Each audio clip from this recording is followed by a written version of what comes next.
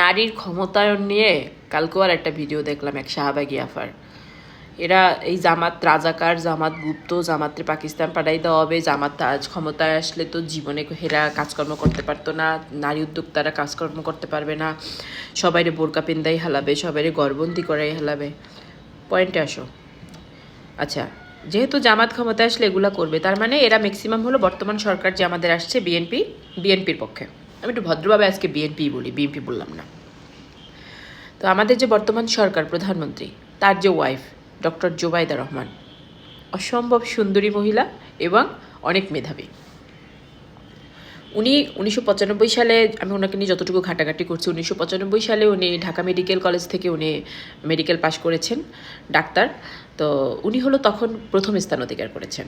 তো এরপর যাই হোক বিয়ে শাদী ওনার, এরপরে তো উনি লন্ডনে চলে গেলেন। লন্ডনে গিয়েও কিন্তু উনি পড়াশোনা করেছেন এবং ওখানেও উনি মেডেল টেডেল পেয়েছেন অনেক। কিন্তু ওনার হাজব্যান্ড, আমাদের বর্তমান সরকার তারেক জিয়া, উনি ওনাকে জব করতে দেন নাই, চাকরি করতে দেন নাই। তো কথা হলো ক্ষমতায়ন বলতে আপনারা কি বোঝেন?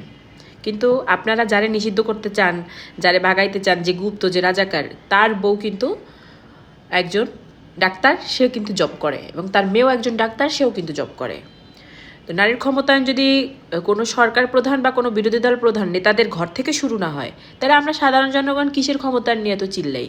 শাহবাগী আপারা, আপনারা ক্ষমতায়ন বলতে বুঝেন খালি কাপড় চোপড় খোলা, নাবি নবি বের করা, পিঠ বের করা, এবং লাইভের মধ্যে বা ভিডিওর মধ্যে আইসা কতখানি ওই যে অশ্লীল লঙ্গে ভঙ্গি কইরা তারপর হলো গিয়ে কিছু বক্তব্য দেওয়া। আসল আপনাদের মাথায় কিচ্ছু নাই। আগে এগুলো জাস্টিফাই করেন, জানেন যে নারীর আসল ক্ষমতায়ন কি এবং নারীর ক্ষমতায়ন কোত্থেকে শুরু হয়েছে, নারীর অগ্রগতি কতটুকু করেছে, এই সরকার তার ঘরে নারীর অগ্রগতি কতটুকু করেছে। ঠিক আছে? তো এগুলো হলো সত্য কথা, সহজ সত্য কথা। এগুলো সত্য কথা বলতে আমার ভয় লাগে না। তো আরও সত্য কথা, এই আমি যে খাই, আমি কিন্তু খাই, আমি এত খাওয়ার পরও আমি কেমনি শুকাইছি বলেন? এই যে আমার ঘরে আমি খামু, এটা আমার ক্ষমতায়ন। অবশ্যই নারীর ক্ষমতায়ন কি? চিকিৎসা, শিক্ষা, বাসস্থান, খাদ্য, সব কিছু, এবং কর্ম করার সুব্যবস্থা, কাজের সুব্যবস্থা করা, তারপর খাওয়া, এর খাওয়া ক্ষমতার মধ্যে যেহেতু পড়ছে, খাই দেখাইতেছে, এটা আমার ক্ষমতায়ন। আমি এত খাওয়ার পর কেমনি আমি শুকাই বলেন? এই যে আমি রেগুলার এটা খাই, আমি তো এখন ক্যামেরার খুব সামনে বসা, বুঝবেন না।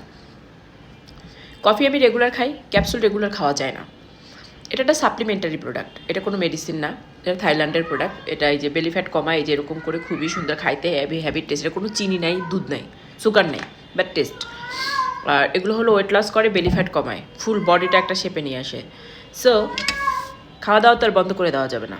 আমি খাইও, আবার আমি আমার নিজেকে ফিটও রাখি, এবং সেটা এই কম্বোটার মাধ্যমে। আপনারা আমার বাকি ভিডিও, ছবি দেখতে পারেন, কারণ এখন তো আমি বসে খাচ্ছি, হয়তো এভাবে বুঝবেন না। এটা ভাইয়ারা আপুরা সবাই খেতে পারবেন, তবে ব্রেস্ট ফিডিং মম, প্রেগনেন্ট ওমেন, কিডনিতে সমস্যা, লিভারের সমস্যা, হার্টের পেশেন্ট, এরা কিন্তু খেতে পারবেন না। এরা আবার ক্ষমতায়ন দেখাইতে যায়েন না, এরা খেতে পারবেন না। এবং অনেকের আছে দেখবেন যে থাইরয়েডের প্রবলেম থাকে। তো থাইরয়েডের প্রবলেম থাকলে হবে কি, আপনার অনেক প্রোডাক্ট কাজ করতে চায় না, এই জন্য। তো বাকি সবাই সুস্থ স্বাভাবিক হলে খেতে পারবেন। এটা কম্বো করে হলো গিয়ে আপনার খেলে এনাফ, এবং এটা খাওয়ার একটা সিস্টেম আছে, ওটা বলে দেবো ইনশাল্লাহ। তো যাই হোক, আমি আমার খাদ্যের ক্ষমতায়ন কাজে লাগাচ্ছি। আর ঘাটাঘাটি করেন, পড়াশোনা করেন, জানেন, তারপর ফিডব্যাক দেন। ভিডিওতে যদি শিক্ষণীয় কিছু না থাকে, ওই ভিডিও দেখে লাভ নাই।